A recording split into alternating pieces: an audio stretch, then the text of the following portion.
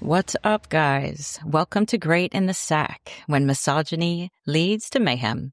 With me, your host, Nicole Davenport. Most people don't even think twice about using public restrooms. You go in, you do your business, wash your hands, and go out. But since the Trumpism of America and the rise of right-wing extremism worldwide, certain groups who are seen as other are increasingly worried about becoming the next target of what's called bathroom policing. FYI, bathroom policing refers to the monitoring, questioning, or restricting of individuals, often trans or gender nonconforming, who are just trying to use a public restroom, or even bathrooms on private property. I can't imagine the fear and terror of being pointed out, accused even, if you will, of not matching with the bathroom that people think you should choose. It's absolute nightmare fuel, and I mean, it's all up to the opinion of the accuser. Hate is in the eye of the beholder, after all. And as Katie Grass lay on the cement floor of a McDonald's, her head being steadily kicked and stomped on, she began to realize that this was all because of her sexual orientation and how she looked. Her last thoughts before losing consciousness were of her 13-year-old cousin who stood nearby, paralyzed with fear, watching the brutal attack unfold. Earlier that day, which was May 13th, 2025, Katie had accompanied her cousin to his choir concert. Afterwards, they wanted to go and have a snack, so they headed over to the McDonald's in Carpentersville, Illinois. Feeling the urge to do what every single one of us does, which is using the toilet, Katie entered the women's restroom, but quickly came out after seeing both stalls were occupied. It was then that she saw a small group of people who seemed to be amped up. The people in the group began harassing her, using the slur faggot. They began to follow Katie and her cousin within the McDonald's, telling Katie, quote, "You're just a woman," unquote. Now, to me, it seems as though they had just assumed that because Katie had short hair and was not conforming to their standards of what a woman should look like, that she must be trans, or at least different enough for them to make them emotional. So emotional, in fact, that they would lose control of themselves.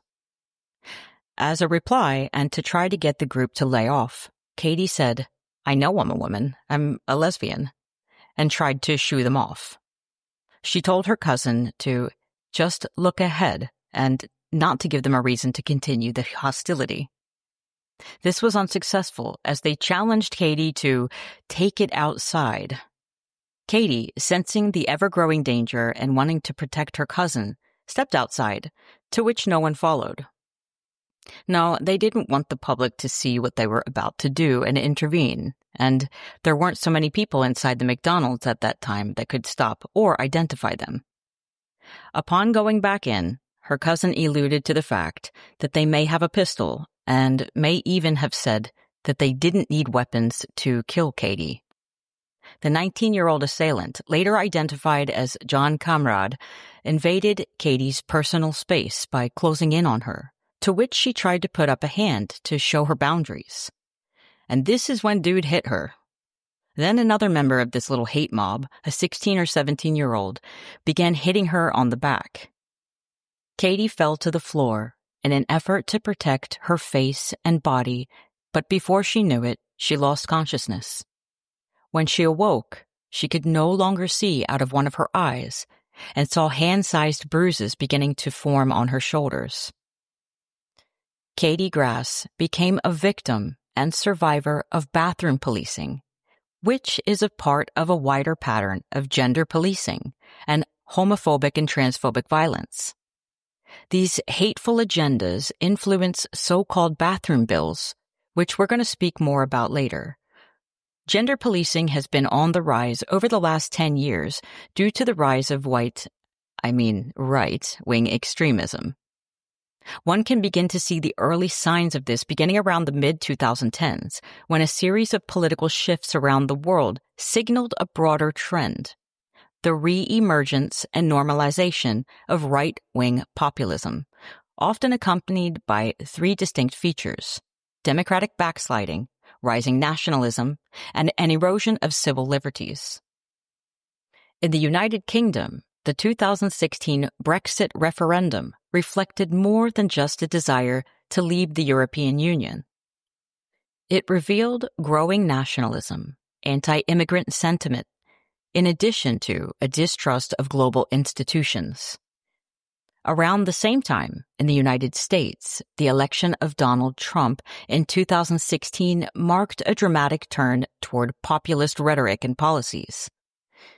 This alternate type of politics appeals to white identity and authoritarian themes such as law and order, complete with a rejection of what Trump termed the swamp, a vague but effective scapegoating of liberal elites, journalists, and federal institutions, and the very beginning of the, quote, fake news rhetoric.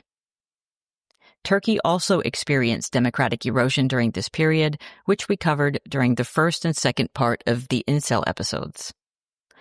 Following the failed coup attempt in 2016, President Recep Tayyip Erdogan's government, the AKP, moved swiftly to consolidate power. This consolidation of power led to the jailing of journalists, the purging of academics and civil servants, and the weakening of judicial independence. These actions mimicked a wider trend toward centralizing authority and suppressing dissent under the banner of national security or cultural preservation. Similar patterns were also visible in Poland and Hungary, where ruling parties took steps to undermine independent media and the judiciary while pushing anti-LGBTQ+, anti-immigrant, and religiously traditionalist agendas. These shifts were not isolated, but increasingly reflected a transnational alignment, an informal but recognizable global movement leaning into xenophobia, patriarchal values, and ultranationalism, often amplified by digital platforms and disinformation networks, aka troll factories. These developments suggest that the rise of right-wing extremism is part of a coordinated ideological wave, one that questions democratic order and reasserts control through fear, surveillance, and cultural nostalgia. I think it's fair to say that most of the democracies of the world thought that we were moving in a progressive direction all over the world. But what I also think is fair to say is that that's not really true. In fact, maybe this surge in witch hunts and hatred for the other is a balancing of the scales from the people who felt it went too far. That it's too much for everyone to have equal rights and for gay people to be able to get married and live their own lives without fear of being persecuted, for trans people to be able to identify as who they feel they are. I mean, it's not like these hateful people just disappeared. It's almost like they've been hanging back, building their populist reactionary movement alongside the algorithm. What happened to Katie is the result of what gender policing looks like in the wild, and it's a symptom of the rise of right-wing extremism. And I can't help but draw parallels between the behavior of citizens toward immigrants, members of the LGBTQ party, and people of color right now in the year of our Lord 2025, and the behavior of citizens during both Red Scares, the Lavender Scare, and the Black Scare, aka COINTELPRO, which was ongoing through the first half of the 1900s and a good ways into the second half. And, I mean, if you ask me, still very much alive today, in the way that we persecute one another for being different. Also, similarly to parts 1 and 2 of this series, moral panic and family values are weaponized to other people. And let's keep it 100. The behavior of citizens is a direct reflection of how information is being spun at the hands of the government and politicians. All this to create an enemy in order to divide, so that everybody basically looks able, white, straight, and Christian. The main point of this is to divide we the people, so that no one sees what the man or men behind the curtain are really up to. And spoiler, it isn't centered around improving family values or morality, despite the promises that those behind that curtain are making. So let's talk about why that period of time created such a toxic, paranoid environment, how people were othered, and how we are still seeing the effects and the damage done by that era today.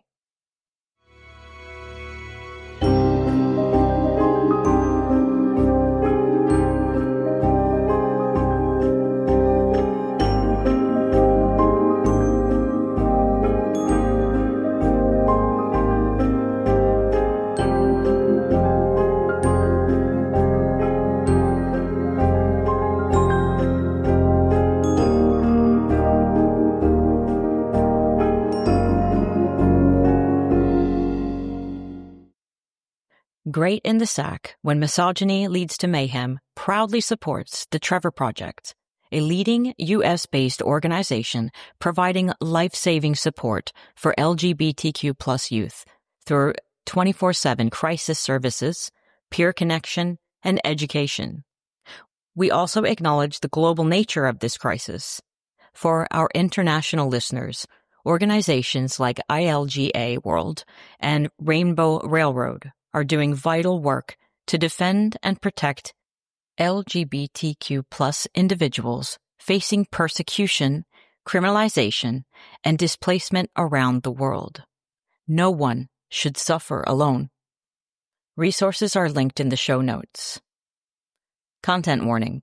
This episode contains discussions of topics that may be distressing to some listeners, including racism, homophobia, government surveillance, and the targeting of marginalized communities during the Black Scare, Red Scare, and Lavender Scare. We will also touch on suicide, the vilification of LGBTQ+ individuals, and harmful stereotypes, including the false association of queer people with predatory behavior.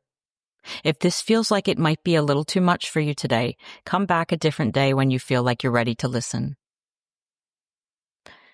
Now, I don't know about you guys, but I hate when people throw the term commie around willy-nilly.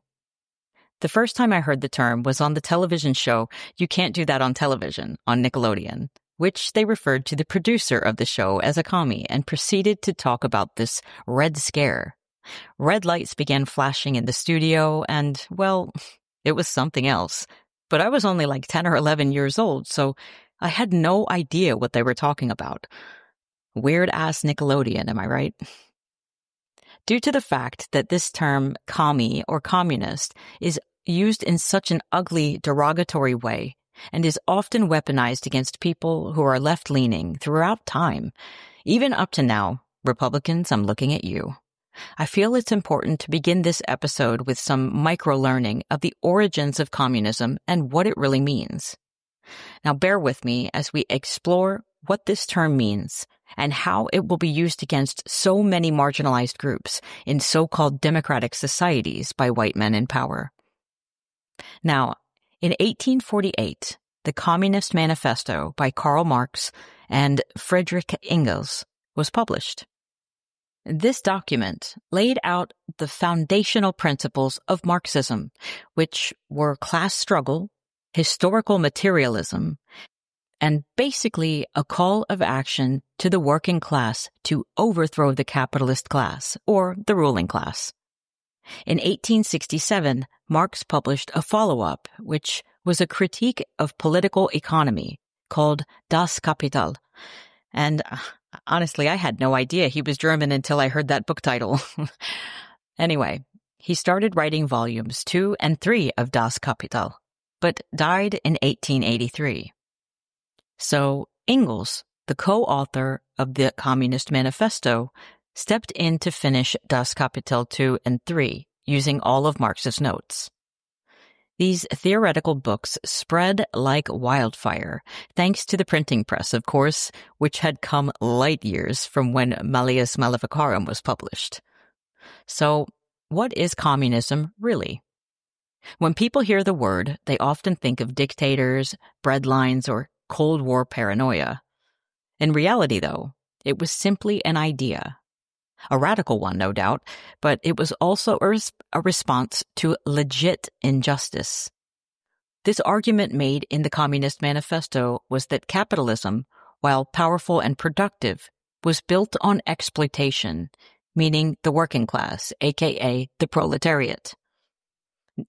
The proletariat did all the labor, with no rights, mind you, those came later, while the owning class or ruling class, aka the bourgeoisie, reaped the profits. What Marx believed was that eventually capitalism would collapse under its own contradictions, and what would naturally come to replace it was communism, a classless, stateless society where the means of production are shared by all. Marx thought this shift was inevitable, emerging from the growing misery of the working class. But anyway, let's fast forward to Russia, 1917. Now, Russia wasn't industrialized like England or Germany was. Most of the population were poor peasants, not factory workers. Yet the revolutionary group known as the Bolsheviks, which means majority, a split faction of Russia led by Vladimir Lenin, wanted to make Marxist theory a reality. Lenin adapted Marxism into what's known as vanguardism by means of the vanguard theory. Vanguard theory implies that the working class wouldn't naturally rise up. Instead, a vanguard party of educated, disciplined revolutionaries had to guide the people to seize the power and create the conditions for communism. In October of 1917, the Bolsheviks overthrew the government, claiming to speak for all the workers.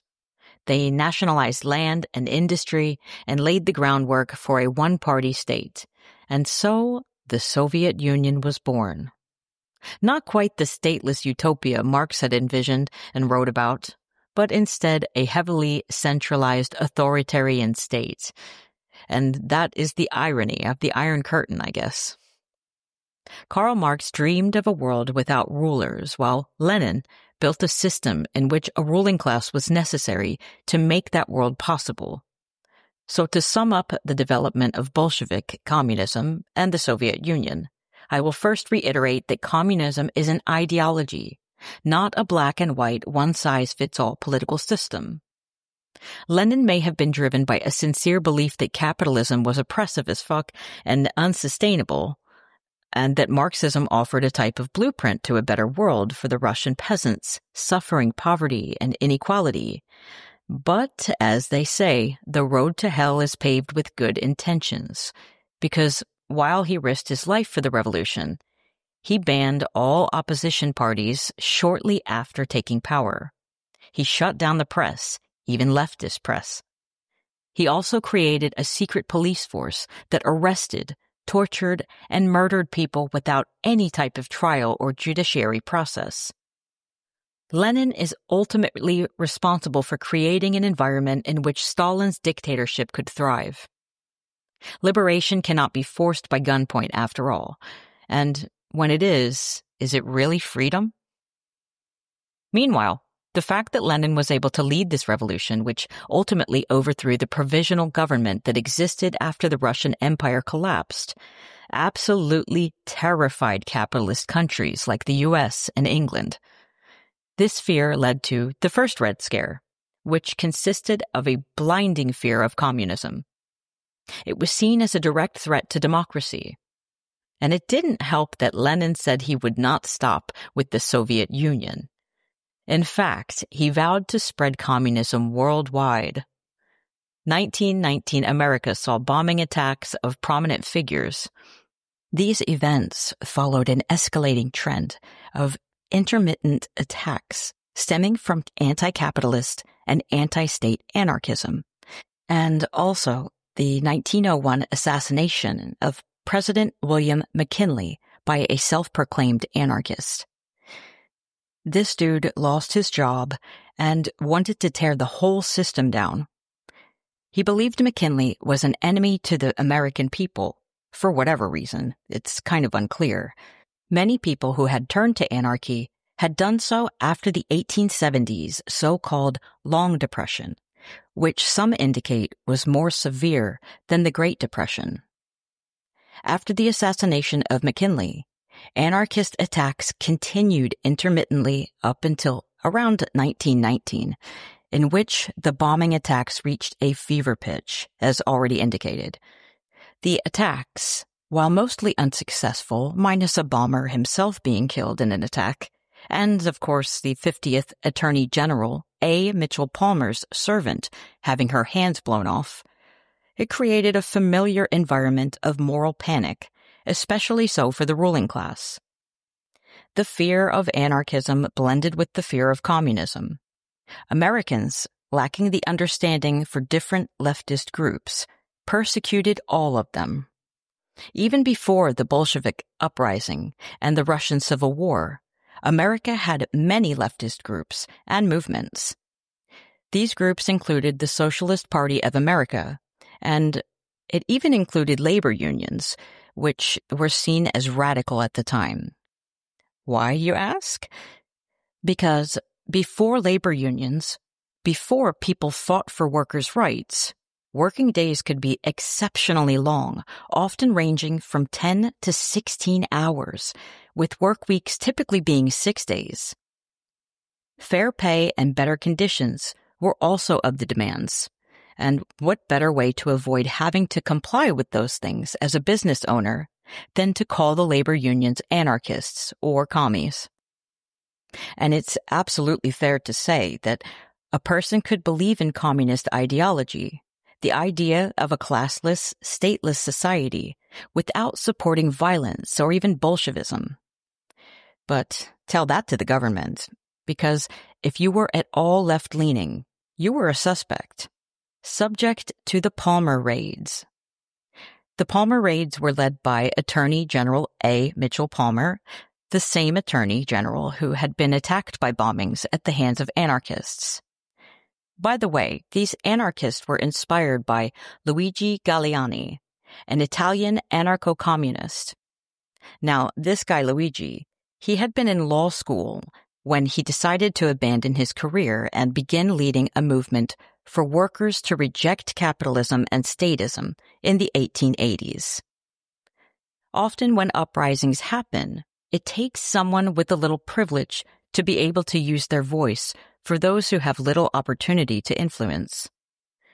There were many different anarchist groups from 1919 to 1920 who were inspired by this guy. So much so that his style of anarchism was referred to as Gallianism. Now, Gallianism wasn't the first anarchist ideology. According to different ranges of scholars, anarchism can be traced back to prehistoric times in different ways. The most formal version of anarchism pops up around the Enlightenment period, surrounding class and hierarchy and the question thereof. Either way, anarchism was seen as the first really scary ideology by the public, probably due to its violent tendencies. Still, and as discussed before, the distinction between an anarchist and a labor union group was impossible to make by regular everyday people. And that was probably by design, from the very people who stood to lose money over granting workers' rights. If you were part of a labor strike, you were assumed to be an anarchist, which is pretty unfair considering how terrible people were treated regarding workers' conditions. But here's the thing that I find really interesting. Palmer had an accomplice in his raids, an up-and-coming 24-year-old named J. Edgar Hoover, who worked at the Department of Justice in the Alien Enemy Bureau. It was while Palmer was first gearing up for his broad crackdown on anyone who was suspected to be radical or at all left-leaning, no doubt fueled by the bombing attacks he experienced, that he took notice of Hoover. You see, Ole Edgar had honed and developed a talent for organizing and cataloging large amounts of data on suspected alien enemies. This will aid him in the nefarious activities he gets up to later. In 1919, Palmer promoted Hoover into the newly formed GID, the General Intelligence Department within the Bureau of Investigations, the predecessor to the FBI. The promotion of Hoover to this new department safeguarded more funding toward anti-communist activities. Hoover's life had been one of contradiction. I feel that it's super important to speak about this so-called G-man, which means government man and is a reference from the days of Machine Gun Kelly, the original, and John Dillinger, and the shiny new face of the FBI, and for those who didn't know. The reason I feel this way is because if you look behind each of the Red Scares, the Lavender Scare, and the Black Scare, aka COINTELPRO, Hoover is the guy who was always in the background. It is absolutely accurate to say that anyone who did not embody Americanism was a threat to him, his identity, and America. And any other ism that wasn't Americanism was like nightmare fuel to him. So let's do a quick background check on Hoover, shall we? Because personally, I feel like his background check is fin to bounce.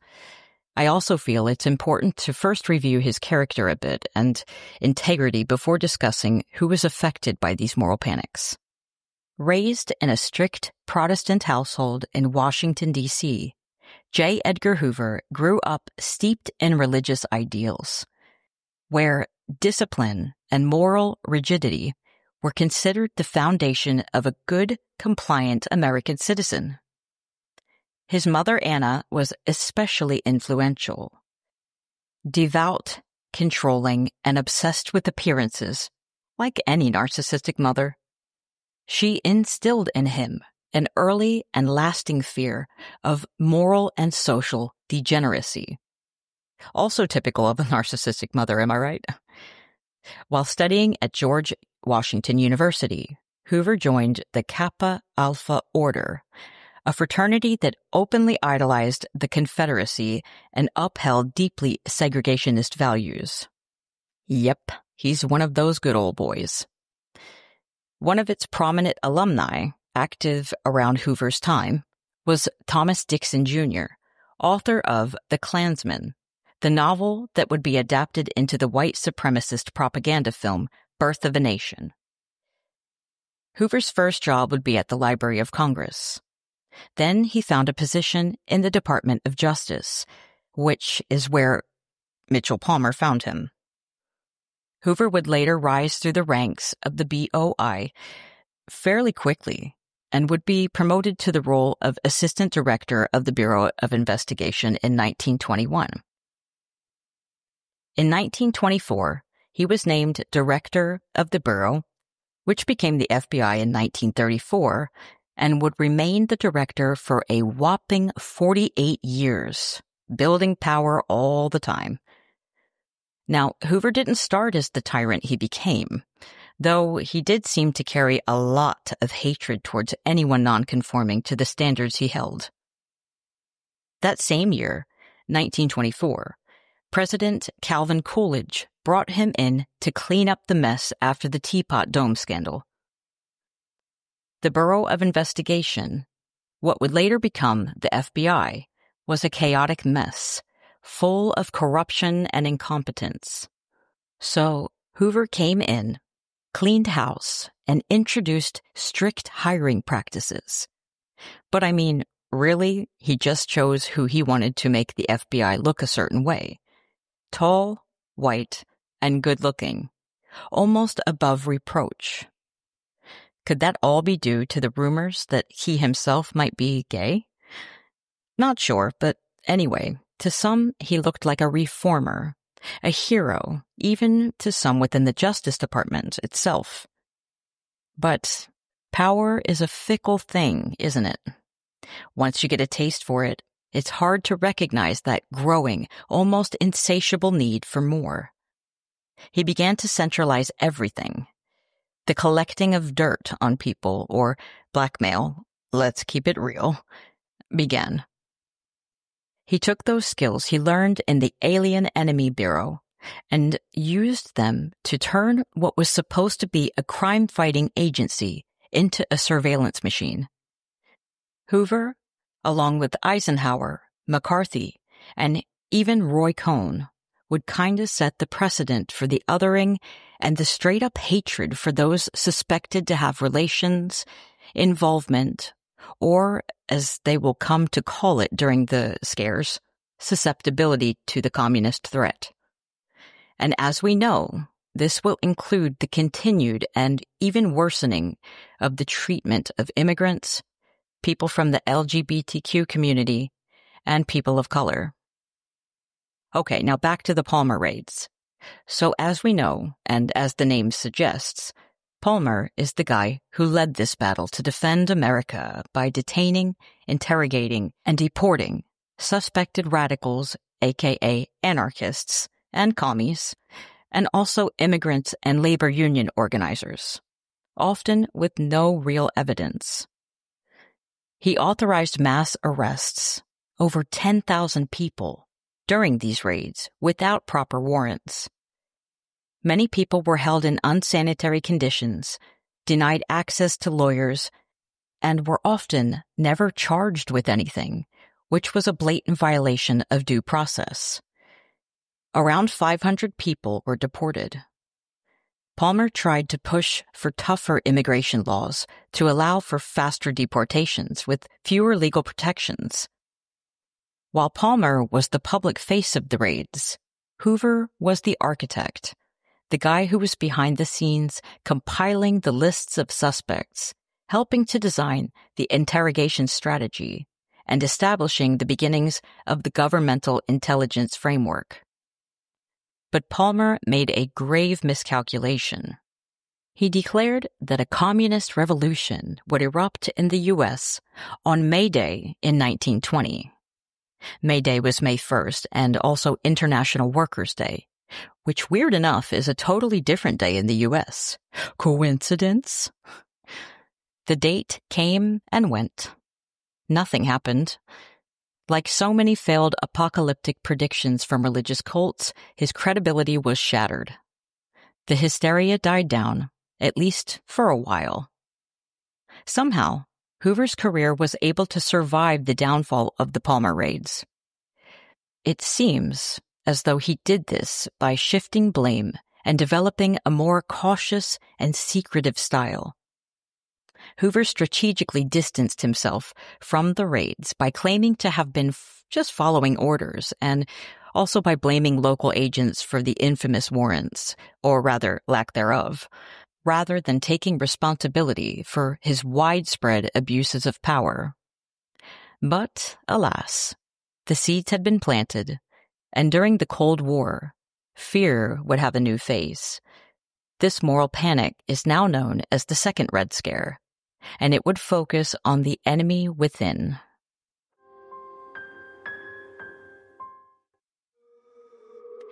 The Second Red Scare rose in the aftermath of World War II, and moreover, the Cold War.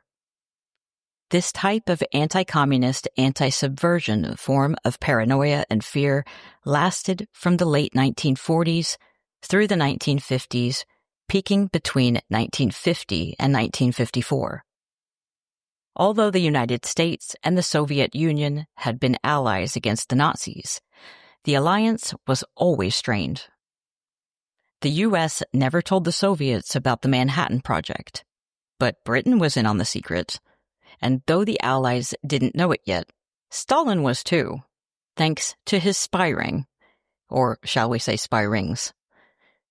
And that familiar scapegoating and othering that the U.S. is still known for, which was present during the first Red Scare against immigrants and people seen as un-American, would show up again during the Second Red Scare as well.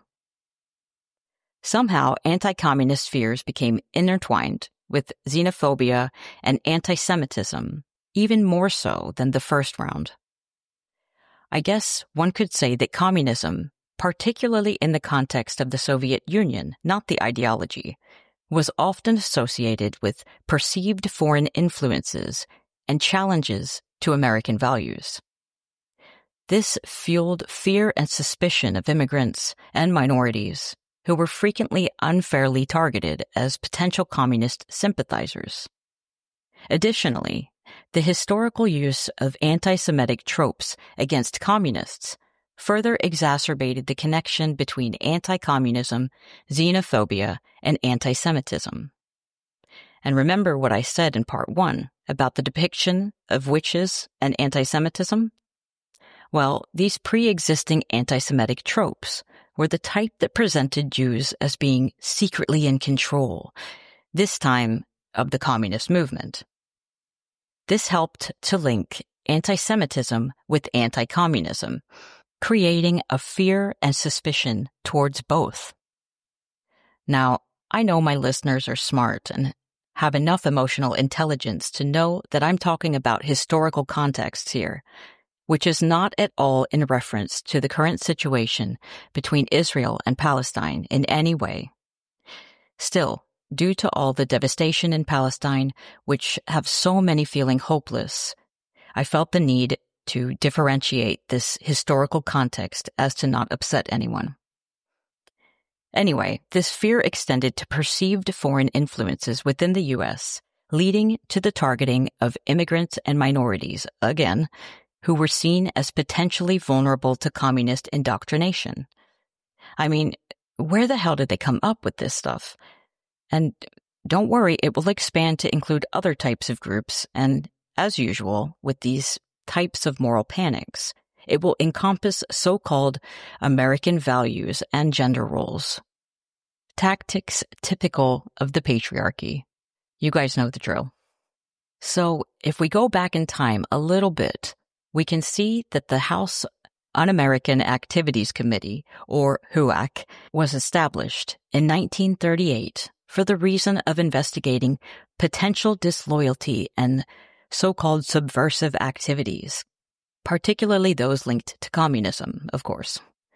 It was formed in response to growing fears that resurfaced about the threat of communist infiltration within the United States. HUAC's roots can be traced back to 1934, when a special committee was formed to investigate Nazi subversion and other domestic far-right and also far-left communist groups. HUAC investigated a wide range of groups, including the entertainment industry, labor unions, again, advocacy movements, academia, the scientific community, and individuals linked in any way, shape, or form to communism. If you attended a potluck at a socialist type of get-together just to hear what they had to say, you could be labeled a communist. If you had looked into some type of workers' insurance, you could be labeled a communist. If you believed in feminism, equal rights, or were a member of the LGBTQ community, you were a suspect and most likely Hoover was investigating you. He even had a file on Eleanor Roosevelt, not because she was outspoken, but because she dared to fight for Black civil rights and women's equality. He was tracking her speeches, her letters, even whispering in the background about her sexuality. The nerve of this guy. To Hoover, empathy was a threat and could lead to infiltration. Somehow? ? My, doesn't that echo the sentiments of the Trump and Elon government today? Anyway, we'll talk more about HUAC in a little bit. Churchill's Iron Curtain speech in 1946 really set the precedent on how communism was to be viewed by democratic nations. It signaled to the world that the Cold War had unofficially begun. Meanwhile, the Truman Doctrine of 1947, which aimed to contain communism worldwide by funding countries under the threat of communism, like Greece and Turkey. This doctrine positioned the U.S. as some moral defender of democracy. There were some very real events that would further exacerbate this extreme fear of communism and perceived subversion. For example, when the Soviet spy rings were uncovered in the U.S., like the Rosenbergs, who were accused of passing atomic secrets back over to the Soviet Union. Americans began to lose their shit. All of the worries over communist infiltration suddenly seemed pretty damn real and legit. The threat wasn't some distant ideology anymore. It was your neighbor, your teacher, your coworker, you. Meanwhile, while Stalin publicly advocated for worldwide communism to keep up the facade, he was more focused on consolidating control within his own borders. Yet his rapid expansion into Eastern Europe and the victory of Maoist communism in China kind of activated the confirmation bias of American officials. And again, they thought, OMG, communism is spreading fast. Roy Cohn, yes, that Roy Cohn, Trump's former and now deceased bestie and mentor. Back then, during the Cold War, Roy Cohn, yes, that Roy Cohn, Trump's former and now deceased bestie and mentor, was a young and aggressive prosecutor in the Rosenberg case. You see, he moved to D.C. to boost his career as a commie hunter. He would go on to become Senator Joseph McCarthy's right-hand man during the Senate's communist witch hunts. Cohn and McCarthy, along with J. Edgar Hoover's full backing, would embark on a campaign of fear and blacklists, and sometimes baseless, fabricated accusations. Hoover, now the director of the FBI, had amassed secret files on public figures and political dissidents alike, and was once again working diligently in the background to end the very thing that kept him up at night, communism. He also orchestrated surveillance operations and used psychological warfare to attempt to silence perceived threats. The FBI even provided that damn House of Un-American, HUAC, with information gathered during its investigations, including files on individuals and organizations with the least bit of suspicion of communist or socialist ties. HUAC would then use its own hearings to disseminate the FBI's findings into the public, potentially influencing public opinion and political discourse around the issue of communism, which, of course, further heightened the panic. Many historians argue that the FBI engaged in illegal activities such as wiretapping, surveillance, and the use of guilt by association to investigate suspected communists. The HUAC hearings also often involved intimidating tactics, forcing individuals to testify about their political beliefs. In 1947, long before his presidency and while still identifying as a Democrat, Ronald Reagan, then president of the Screen Actors Guild, testified before HUAC. When asked about communist influence in Hollywood, Reagan pointed vaguely to a small group within the guild that he believed followed tactics associated with the Communist Party. That ambiguous statement was enough to satisfy the committee, and it helped ignite one of the most damaging periods in American cultural history, the Hollywood blacklist. Careers were destroyed on the basis of rumors and hearsay. Artists such as Charlie Chaplin, Langston Hughes, Dalton Trumbo, and Lena Horne were among those silenced or driven from work as fear overtook facts and politics turned into persecution. But before the blacklist, there was the Whisper Network. Not the good kind, the kind that saves lives and calls out predators, like how they work nowadays. No, this one turned neighbors into informants, co-workers into enemies, and regular people into self-appointed patriots. Posters started popping up in offices and classrooms. In so many words, FBI Director Hoover actively encouraged Americans to report suspicious activity. One significant public appeal was his March 26, 1947 speech before the HUAC, and in this testimony, Hoover emphasized the dangers he associated with communism, describing it as a movement that sought the destruction of American governance and free enterprise, i.e. capitalism, and so-called Americanism. This speech played a role in the FBI's domestic propaganda program, which aimed to create an anti-communist consensus in the public opinion. So, what counted as suspicious? Reading the wrong book, maybe asking the wrong questions, going to a union meeting, merely existing while Jewish, queer, poor, or just vaguely left-leaning. Hoover had become more than a bureaucrat. To many Americans, he was a mythic figure. The man who took down gangsters like John Dillinger and who'd been hunting radicals since 1919. His presence at the HUAC meetings was a way of showing that the entire federal apparatus, from intelligence to legislature, was locked in step. There wasn't some formal red line, by the way, to report suspicions of communist ongoings or subversive behaviors in others. But there might as well have been. People were basically encouraged to spy on their neighbors and tattle on their coworkers. And just like the witch trials, if you don't want to burn, you gotta point a finger. It was preemptive betrayal to avoid getting labeled yourself. Sorcery was the worry of the witch hunts centuries before. And now, participating in labor unions, being left-leaning, or being a member of the LGBTQ community became the new version of sorcery.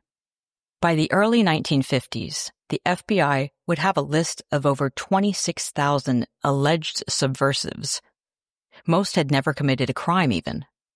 Some hadn't even done anything political. But someone reported them, and that was enough. Now back to the blacklisting of Hollywood, which began in 1947 and ruined careers and lives. The Hollywood 10, which consisted of screenwriters and directors, were jailed for contempt when they refused to confess or rat out names. Charlie Chaplin was effectively exiled in 1952 for speaking against capitalism. Judy Garland and Lena Horne faced intense scrutiny. Garland for not crossing picket lines, Horne for her civil rights work. Even Helen Keller, was labeled radical for advocating workers' rights and racial equality. Apparently, disability didn't grant immunity from suspicion either.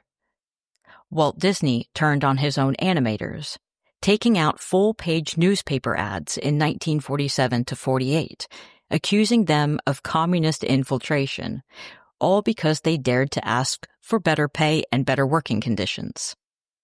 HUAC went further, consulting Disney in naming names. Now, let's fast forward to the present for a sec, concerning Elon Musk, who seems to have had the same idea.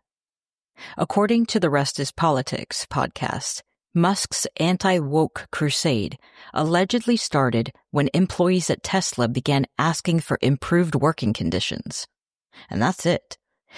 Ask for basic labor rights and suddenly you're branded as the enemy of innovation. Like Disney, Musk framed worker demands as threats to the American dream.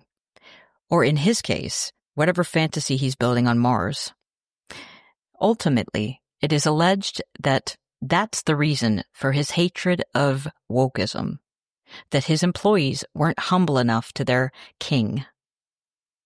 Cue loud-ass Senator Joseph McCarthy in 1950, waving his phantom list of 205 communists in the State Department. Names that never existed, because there was no real list.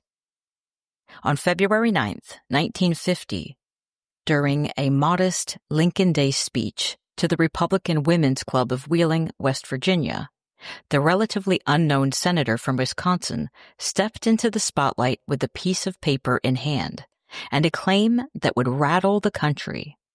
No audio exists, and the exact number he cited has changed depending on who's telling the story. But what he did say left no room for nuance.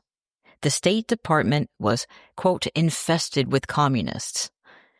He claimed he had a list, 205 names as stated before, of Communist Party members who were still employed by the U.S. government, quietly influencing policy from within.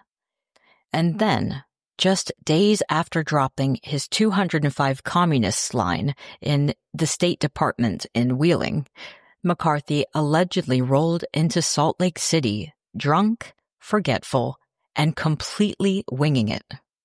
This time, he claimed the number 57.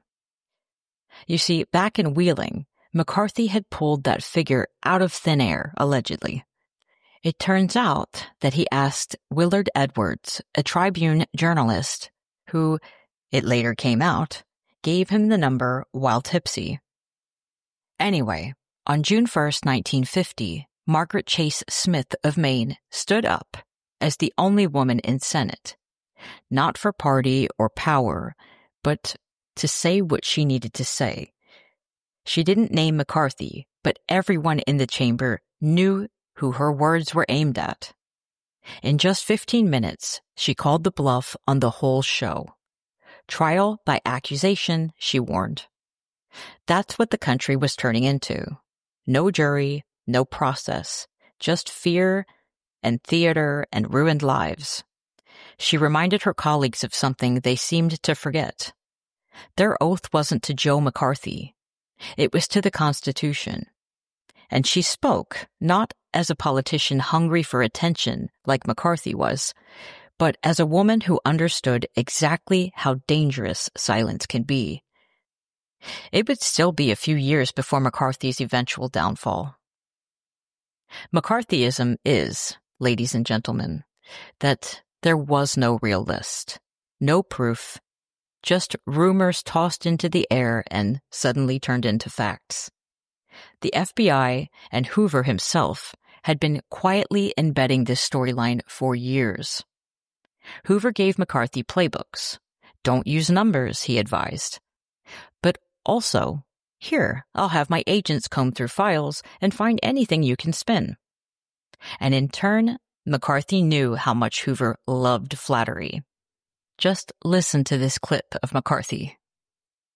Even senators on the floor of the United States Senate get up and either have the lack of knowledge or the dishonesty of saying, let the communists alone, let's leave it up to the FBI. Well, I think I'd like to call upon a great witness, if I may, to help lay to rest that false claim. One of the greatest Americans it's been my good fortune to have ever known, J. Edgar Hoover. Anyway, they fed McCarthy talking points to fit whichever narrative Anyway, the FBI fed intel to McCarthy to fit whichever narrative he was spinning, until he got a bit too loud later on. Oh, and also, Hoover is the guy who hooked McCarthy up with Roy Cohn. The pair preferred to have executive sessions, which were usually off the record, and also out of the sight from the Capitol, where they could abuse and overreach their power and authority. McCarthy was also responsible for hunting down so-called red books, written about anything McCarthy himself saw as a communist or communist sympathetic within the U.S. Information Service libraries around the world. He had those books taken off the shelves and in some cases burned. One of the most infamous and telling examples of federal employees who were affected by this second Red Scare was Annie Lee Moss, a woman of color working as a communications clerk in the Pentagon. Moss was accused by McCarthy of being a communist infiltrator. He claimed she was listed as a member of the Communist Party based on FBI reports. But it was the wrong Annie Lee Moss. The FBI likely mixed her up with another person of the same name. When brought in front of the Senate Permanent Subcommittee on Investigations in 1954, she told the panel, quote, "I don't even know what communism is," End quote. She'd been working in the cafeteria before her job as a clerk. Moss's calm, dignified presence and the glaring lack of evidence against her kind of turned public opinion, along with other factors such as the number of communists constantly changing on the list. Annie Lee Moss's case showed how McCarthy's campaign was more about fear and scaring someone into submission rather than facts. Even Edward R. Murrow, the famed broadcaster, picked up on it. In one of his most powerful broadcasts, he used Moss's story as a symbol of the dangers of accusation without proof, stating, quote, "The fault lies not in the stars, but in ourselves," end quote. Her case helped turn the tide against McCarthy, particularly among ordinary Americans who saw the witch hunt reach into the lives of everyday people, not just elites or ideologues. In 1953, McCarthy made this bold statement, and it's a little dramatic, so bear with me here. Quote, "Any man who has been named by either a senator or a committee or a congressman is dangerous to the welfare of this nation. His name should be submitted to the various intelligence units, and they should conduct a complete check upon him. It's not too much to ask." End quote. He even accused a professor of being a communist sympathizer at, guess which university? And as of tomorrow, teaching American youth at that once great educational institution, Harvard. The first time, he wasn't called because he was a professor. He was called because he had been handling the secret radar material at Fort Monmouth. The first time we called him, we asked him whether he was a communist at the time he was handling secret material. Answer, I refused to answer on the grounds of the Fifth Amendment. You guessed it, Harvard. Now, while Hoover truly admired McCarthy's fire, he knew when that fire needed to be put out. He reportedly told the department, "Don't give McCarthy any more info. If he has no info, he'll have nothing else to say." Because McCarthy was Hoover's pawn until he started waving that list, and then he dragged the U.S. Army into the hearings. And while Hoover's role was not the sole cause of McCarthy's downfall, he certainly had something to do with it. Because amongst many things that occurred during these 36-day hearings, McCarthy also claimed to have a letter from Hoover to the Army alleging security risks. Hoover publicly denied sending such a letter, and the letter was later revealed to be an excerpt from a significantly longer FBI memo, according to CQ Press. This created a credibility issue for McCarthy, as Hoover's reputation was way more strong, and he was a respected figure in D.C. A lot of this was unfolding because McCarthy and Cohn were accusing the Army of mistreatment of their golden boy, David Schein, another young anti-communist crusader who got drafted into the Army. And because of this, Cohn went ballistic because he couldn't believe that the Army drafted his friend. After all, he avoided his draft, as did Trump, weird enough. Anyway, Cohn threatened to wreck the Army, as he called it, unless Schein got special treatment. Spoiler, he didn't get special treatment. So they did what any other privileged white politicians would do during that time. They claimed the Army was harboring communists. And wouldn't you know, the Army was like, y'all abusing your power. The entire thing unraveled on live TV, and an estimated 80 million people watched. It seemed as though the people agreed.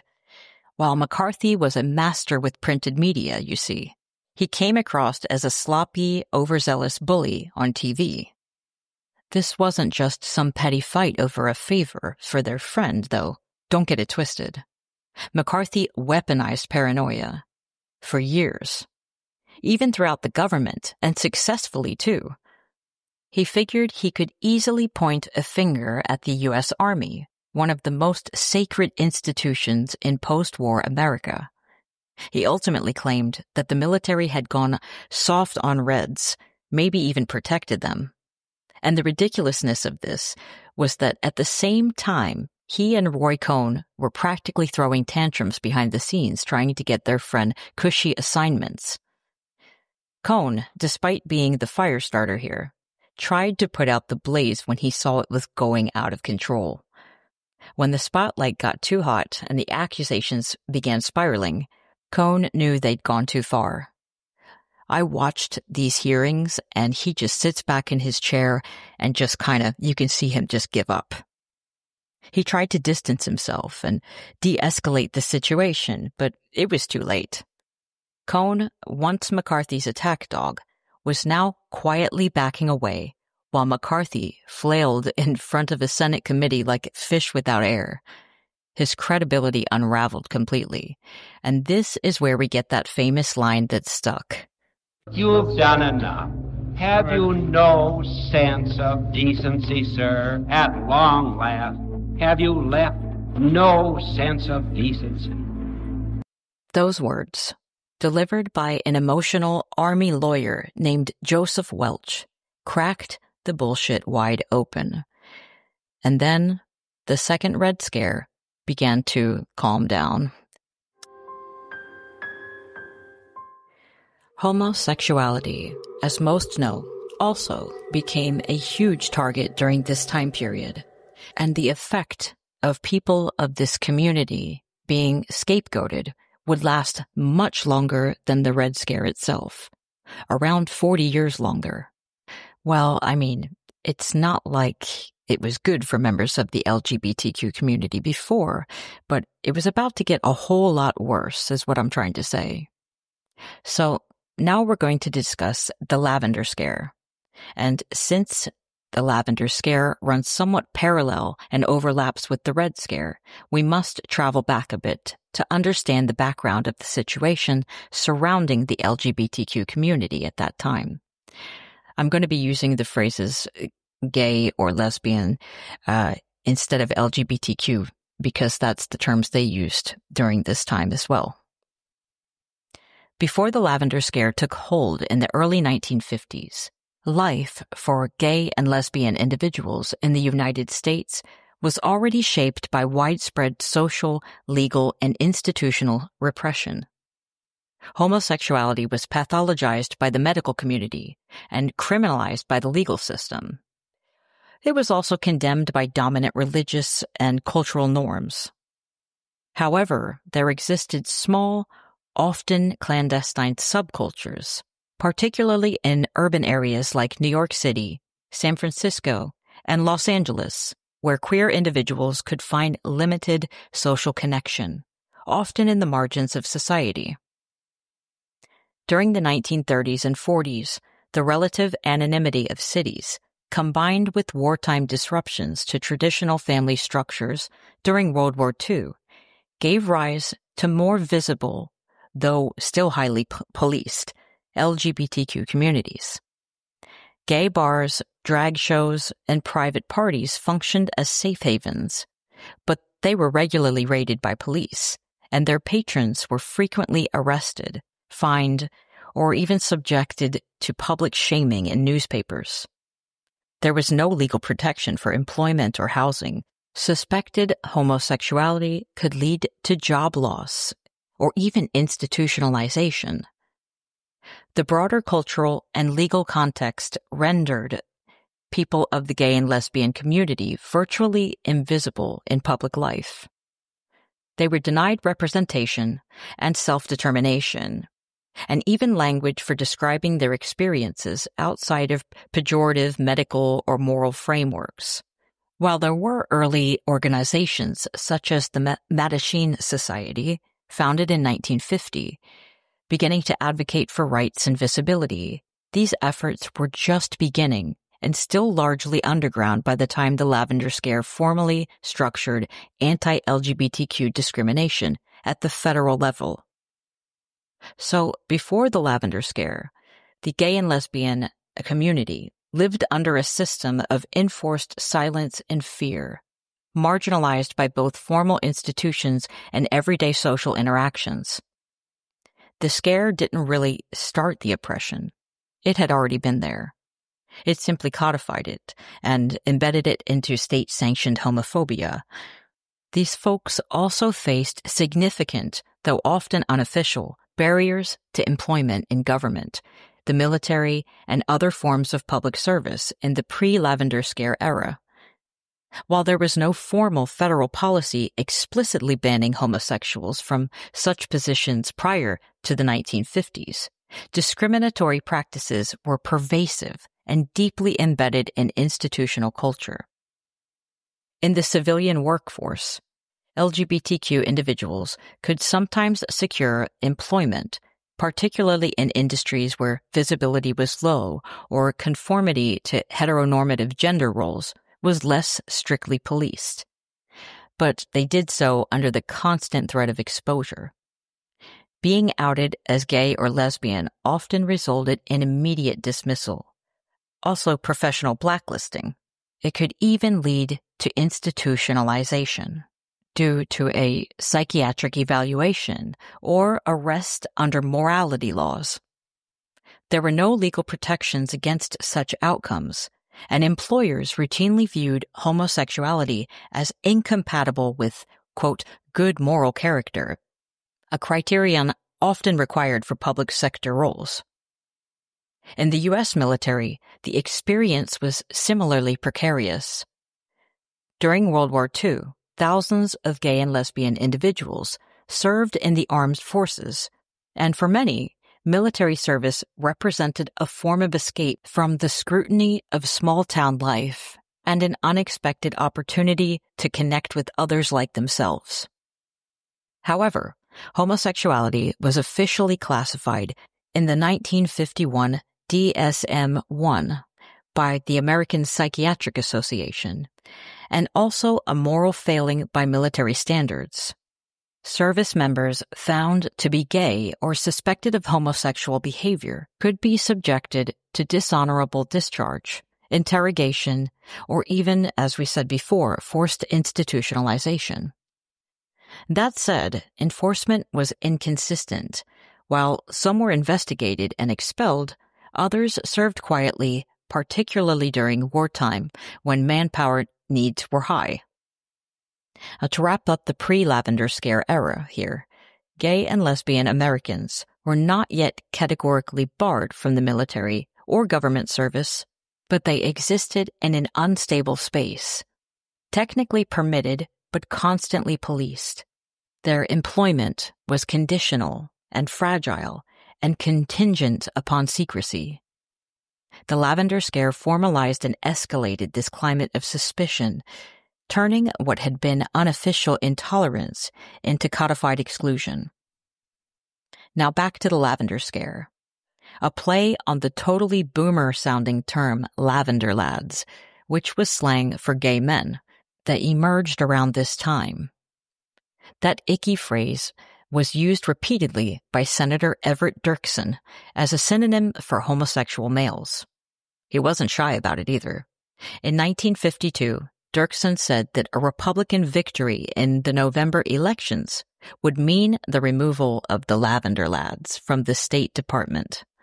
Anyway, in the climate of post-World War II paranoia, President Harry Truman signed Executive Order 9835 in 1947, initiating loyalty investigations of federal employees. You basically had to take a loyalty oath as any type of civil or federal employee, which meant you had to claim you were not a communist at best, and at worst, you could be investigated at any time.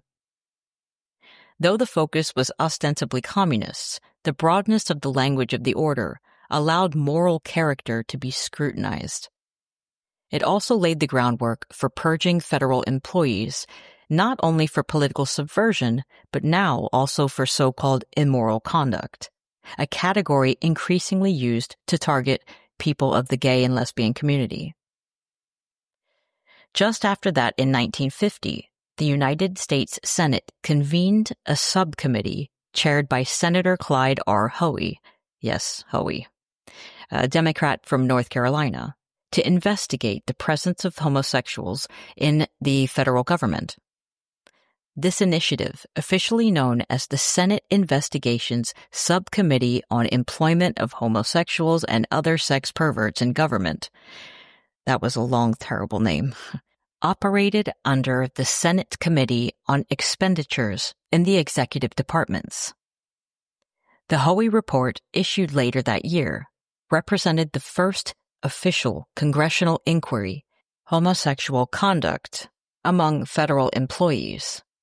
It was prompted by growing anxieties during the early Cold War about loyalty, espionage, and so-called subversive behavior, categories in which the gay and lesbian community were increasingly included in. The subcommittee gathered testimony from various federal agencies, including the FBI, big surprise, the Civil Service Commission, and the military, as well as psychiatric and law enforcement professionals. These testimonies overwhelmingly reinforced prevailing beliefs that people of the gay and lesbian community were morally disordered, psychologically unstable, susceptible to blackmail, particularly by foreign intelligence services, and therefore inherently unfit for federal employment.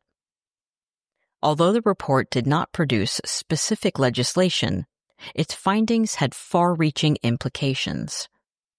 It formalized and legitimized existing practices of surveillance, dismissal, and exclusion from government positions.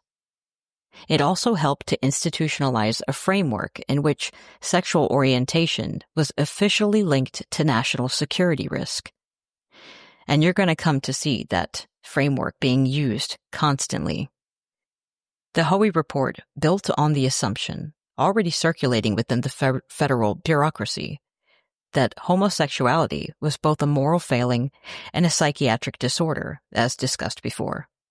While not the origin of such beliefs, it did represent a kind of pivotal point in policy, reinforcing the idea that homosexual identity constituted an existential threat to the integrity of the state. In effect, the investigations and their conclusions laid the groundwork for more aggressive federal purges that followed during the 1950s and 60s under the Lavender Scare. The precedent set by the Hoey Committee was clear. Exclusion based on sexual orientation was not only totally cool, but necessary for national security. Then came Executive Order 10450. On September 27, 1953, President Eisenhower signed this order declaring sexual perversion as a security threat. Sexual perversion, by the way, was a term then synonymous with homosexuality. Investigations became incredibly invasive. If you knew a gay person, maybe you were gay too. Thousands lost federal jobs. People were set up, coerced, or straight up a victim of entrapment. And then the mark of homosexual was tagged on their records, preventing them from getting a decent job for the foreseeable future. So many lives were derailed. Some ended up taking their own life. An estimated 7,000 to 10,000 federal employees were dismissed through the 1950s. That included Robert Cutler, Ike's national security advisor, who stepped down quietly in 1953 after being accused of homosexual activity. The Lavender Scare didn't stop with federal jobs either. It metastasized, spreading into the military and society at large like a mutated disease. Lesbian and gay communities went underground, and fear became a barrier to gathering and organizing. In fact, during the Lavender Scare, these characters of Norman and Norma were invented and used as personas in Federal Civil Defense Administration, FCDA, in the 1950s. They were intended to represent the model American man and woman, patriotic, law-abiding, married, suburban, and firmly within post-war gender expectations. These characters were used in government training films, pamphlets, and internal education materials during the Cold War, especially in the context of preparing the public for nuclear emergencies and promoting conformity as a defense against communism and deviance, American values. Their purpose was both instructional and ideological, to show citizens how to behave and how to be normal. This idealization excluded and implicitly stigmatized anyone who deviated, namely LGBTQ plus people, unmarried individuals, people of color, and people with disabilities, as potentially un-American or even subversive. This kind of state-sponsored social engineering reinforced the notion that national security was tied to personal morality and identity conformity, and honestly is giving eugenics. The closer one aligned with Norman and Norma, the safer and more American one was presumed to be. I thought that was bonkers, and I had never heard of Norman and Norma. The logic of the Lavender Scare followed a closed loop. Let me explain in a bit more detail than earlier with the Hoey investigations. Because gay Americans had to conceal their sexual orientation to avoid legal and professional consequences, it was assumed that they were more likely to be coerced into sharing government secrets if threatened with exposure. However, as scholars including David K. Johnson have noted in The Lavender Scare, this risk was entirely a byproduct of the state's own policies. In other words, the government created the conditions under which blackmail could occur by criminalizing and stigmatizing homosexuality, and then used those conditions as justification for further exclusion. So, homosexuality was pathologized by medical authorities and also censored in the media, and was systematically equated with disloyalty, mental illness, subversion, and moral weakness. J. Edgar Hoover stated both publicly and privately that gay men and women could not be trusted in positions of responsibility because of their alleged susceptibility to foreign influence. This sentiment was touted by many, including, of course, Senator McCarthy. But the risk these individuals posed was not inherent, nor was it based on evidence of espionage. Instead, it was contingent upon reactionary politics. Politicians riding the commie bandwagon saw that they could also use this persecution of the so-called perversion to score votes. Declassified memos and internal communications reveal that very few security breaches or acts of treason were ever attributed to people of the gay and lesbian community. In fact, some internal government reports also recognize and acknowledged the contradiction. If gay individuals were not treated as criminals or deviants by their own government, their vulnerability to blackmail would effectively be neutralized. This insight leads to a broader and more troubling possibility, one which historians and sociologists continue to consider, that government officials may have implicitly understood that the mistreatment of gay Americans was not only a national security liability, but also a potential cause of alienation. In this sense, the fear was not merely that gay people could be blackmailed, but that they might consciously or unconsciously sympathize with adversaries who did not criminalize or pathologize them. Whether this recognition influenced policy at the highest levels amongst figures such as President Dwight D. Eisenhower or Hoover is a subject of continued scholarly inquiry. But, the logic itself is traceable. In effect, marginalized individuals were viewed as a threat not because of any demonstrated disloyalty, But let's keep it real. It was because of the consequences of their marginalization. Rather than address the root causes of vulnerability and legal discrimination, social exclusion, and institutional harassment, the U.S. government responded with further isolation and punishment, thereby reinforcing the very dynamics it claimed to fear. Here's an example of the punishment aspect. During the 1950s, as federal agencies intensified efforts to remove members of the gay and lesbian community from government positions under the Lavender Scare, local law enforcement across the United States, particularly in urban centers such as Los Angeles, engaged in a parallel set of practices aimed at policing sexuality in public spheres. One of the most common methods employed was entrapment, the use of undercover officers who posed as gay men in public or semi-private spaces in order to provoke or stimulate illicit conduct, which would then be used as grounds for arrest. A notable and shocking example is coming right up, but first I want to give y'all a little LGBTQ lore to help understand said example. The Mattachine Society was founded in 1950 in Los Angeles by Harry Hay, along with a small group of friends who shared Marxist and progressive political beliefs.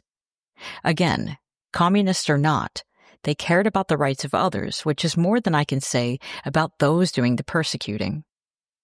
Initially, operating as a secret society, the group took its name from medieval French performance troupes known as the Société Mattachine, who used masks to anonymously critique social norms, symbolic of the hidden lives many members of the LGBTQ community were forced to lead in the mid-20th century America. The Mattachine Society emerged during a period of intense political and social repression when, as we know, both communists and homosexuals were perceived as threats to national security. Due to this atmosphere, the organization initially functioned with a cell-like semi-clandestine structure, influenced by the founders' previous involvement in leftist organizing. The group's early objectives focused on education, social support, and fostering a collective homosexual identity. Its members believed that they constituted a distinct cultural minority who deserved the same rights and protections as other marginalized groups. In 1952, the Mattachine Society became more publicly visible following that shocking case of the arrest of Dale Jennings on charges of lewd conduct in an LA park. Here's what happened. In 1952, Dale Jennings, a writer and one of the founding members of the Mattachine Society, was approached by an undercover LA police officer who initiated a suggestive encounter, rather forcibly too. When Jennings refused the officer's alleged sexual advances, he was nonetheless arrested and charged with lewd and dissolute conduct, a common statute used at the time to prosecute consensual homosexual behavior, even when no overt act occurred. Rather than plead guilty, Jennings elected to contest the charge in open court. His defense, which included testimony about the officer's behavior and the context of the arrest, brought national attention to the practice of entrapment. The Mattachine Society supported and publicized the case, framing it not as an isolated incident, but as part of a systemic effort to criminalize and discredit homosexual men.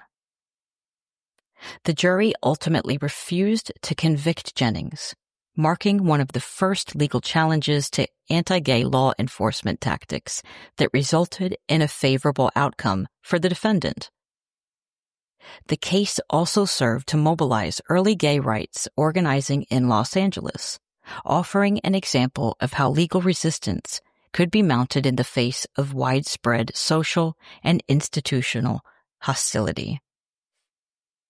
This episode that happened underscored the way in which sexual nonconformity was criminalized, not only through policy, but also through targeted and premeditated policing strategies. It highlights the role of local law enforcement, reinforcing the same norms that federal loyalty programs sought to preserve, namely the ideal of the morally upright, heterosexual citizen as the only trustworthy participant in civic life. The Jennings case served as a turning point, encouraging the Mattachine Society to transition from a secretive cadre into a more open advocacy organization. However, the group's leftist origins prompted internal divisions. By 1953, under pressure to moderate its image and avoid association with communism, many of the original founders resigned. A new leadership took over, shifting the society towards a little bit more of a conservative approach, focusing on proving that homosexuals were normal and could integrate into mainstream American life.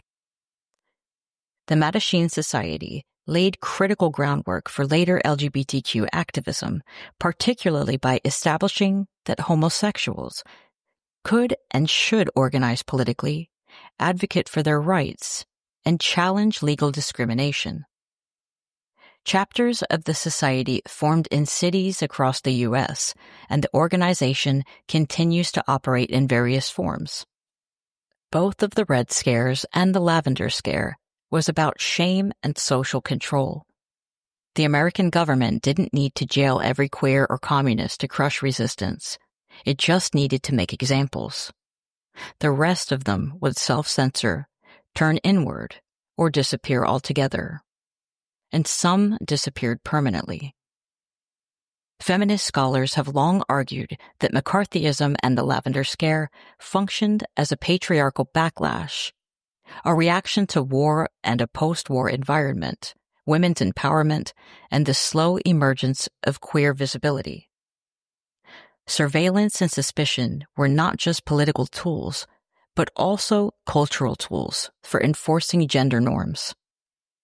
Pushback during a time of unrest, just like during the witch trials, and just like is happening now because of war and colonialism, technology, and the threat of climate change.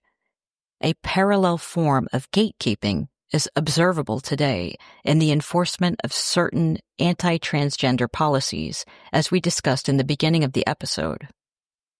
This is happening particularly in states like Texas, where laws have been introduced that empower or even require individuals to report trans people, and they get paid too, that's the terrible part, for using bathrooms or facilities that correspond to their gender identity instead of what people think they should use. In some cases, this extends to teachers and doctors and parents who may face legal consequences for failing to report what the state considers inappropriate gender expression. This reliance on public reporting echoes the Lavender Scare's citizen surveillance model and also draws deeper historical parallels to pre-modern witch hunts, where individuals, primarily women, were accused, investigated, and punished based on public suspicion rather than legal evidence. In both cases, accusations were often fueled by fear, rumor, and societal discomfort with those who deviate from their comfortable idea of normative roles. The presumption of guilt rested on identity alone, and the accused were left to disprove an essentially unprovable charge. Today, rather than being forced to prove one's loyalty to the state or to disavow homosexuality or communism, individuals, particularly trans people, are increasingly being forced to prove their sex, often under invasive, state-determined criteria. This is evident in the growing number of laws requiring legal documentation, medical verification, or genital conformity for access to bathrooms and participation in school sports. In both past and present, we see a recurring strategy. The state mobilizes moral panic to justify the surveillance, exclusion, and regulation of marginalized groups, framing their very existence as a social threat or even a cultural one. And in both errors, the line between suspicion and evidence completely falls apart, allowing one's personal identity to become the basis for punishment. During the Lavender Scare, individuals were forced to conform to rigid sexual and gender norms.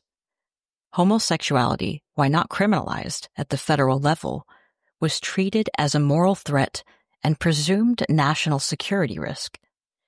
Simply being suspected of being gay could result in dismissal from government employment.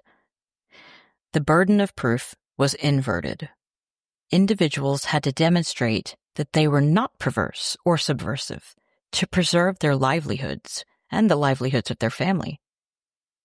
And let's not forget about all the jobs and opportunities that were taken away, all the careers ruined, and all the lives lost to the taking of one's own life.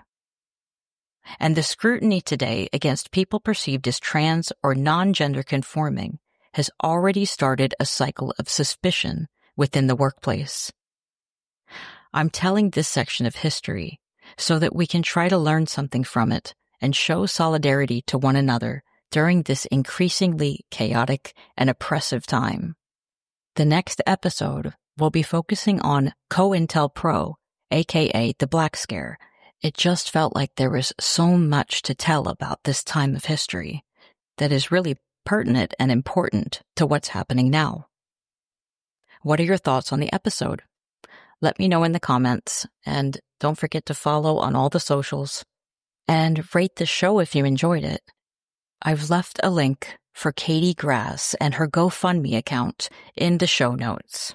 And remember, stay vocal, stay vigilant, because silence is complicity. See you guys.